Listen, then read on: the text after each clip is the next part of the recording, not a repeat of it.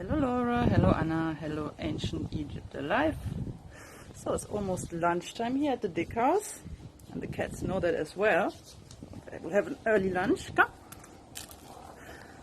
Oh, keep the mice away. And the cockroaches.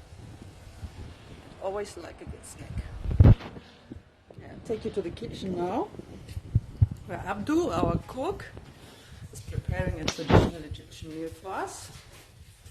It's tamea and tahina, also known as falafel in our world, in the Western world, which is here prepared from beans rather than chickpeas. Another traditional dish is fool, beans, more beans. Put it down for a moment. Delicious and spicy meal.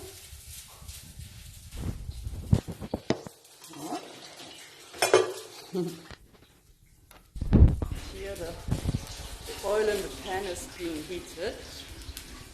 The kitties are hoping for more treats, which of course they will get later.